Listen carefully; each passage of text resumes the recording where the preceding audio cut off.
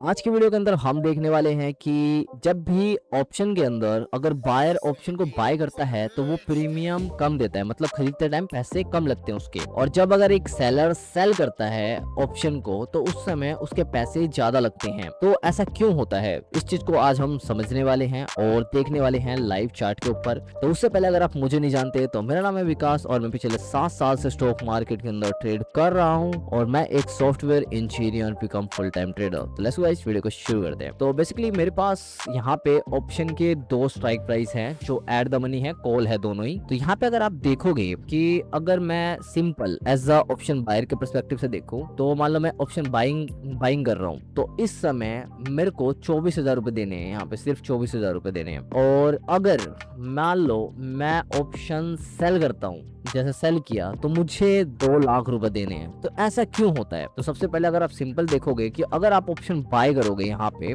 जो आपका रिस्क होगा वो सिर्फ ये प्रीमियम है, जो फंड रिक्वायर्ड है ये 24,000 रुपए, जो आपका मैक्स लॉस होगा ना जो आप ऑप्शन बाय करते समय दोगे। जैसे मान लो आप ऑप्शन बाय करते हो, यहाँ पे हम कैलकुलेटर करते हैं कि मान लो निफ्टी का ऑप्शन बाय करते हो, 30 की क्वांटिटी है और 300 का प्राइस चल रहा है, तो आपको 9,000 रुपए पे करना है। तो आपका मैक्स रिस्क कितना है? सिर्फ ये 9,000 रुपए ही है। और आपका प्रॉफिट कितना हो सकता है? ऑप्शन तो कितना भी जा सकता है ऊपर, वो आपको ही पता है। तो आपका प्रॉफिट अनलिमिटेड हो सकता है। तो यहाँ पे लिखा हुआ है देखो, मैक्स लॉस 10,465 रुपए और मैक्स प्रॉफिट अनलिमिटेड, मतलब ऑप्शन का कोई पता नहीं कितना जाएगा ऊपर। तो इसलिए मतलब इसके अंदर लॉस फिक्स है कि 10,465 रुपए से 1 रुपए भी एक्स्ट्रा आपके लॉस नहीं होगा ऑप्शन बाइंग के अंदर। तो ये चीज होता है, इस वजह से ऑप्शन बाइंग के अंदर आपके प्रीमियम या बाइंग करते समय पैसे कम लगते हैं। और इसके अंदर हमने बात की थी प्रोबेबिलिटी की कि जीतने की प्रोबेबिलिटी कितनी होती है। तो इसके अंदर आपको सिर्फ 30% होता है जीतने की प्रोबेबिलिटी, मतलब अगर आप 10 ट्रेड लोगे तो उसमें से सिर्फ आप 3 बार ही सही हो गए, बाकी 7 बार आप गलत हो गए। वहीं पे आ जाता है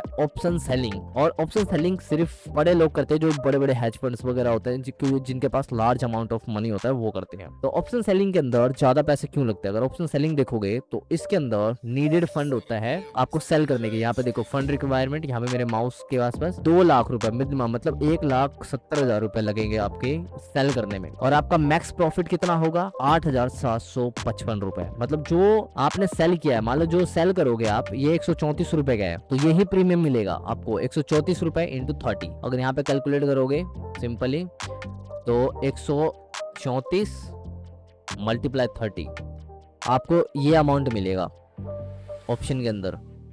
ये अगर आपके ऑप्शन डी के हो गए कंप्लीट हो जाएगा तब, सॉरी ये अभी निफ्टी का था तो यहाँ पे हम 75 से करेंगे तो 134 प्लस 75 तो आपको 10,500 रुपए समथिंग के आसपास मिलेंगे। तो ये आपका प्रीमियम मतलब आपका प्रॉफिट होगा। तो आपका जो मैक्स प्रॉफिट हो सकता है ऑप्शन सेलिंग के अंदर वो होगा 8,775 रुपए, जो यहाँ पे लिखा हुआ है। और अनलिमिटेड लॉस, लॉस कितना हो सकता है?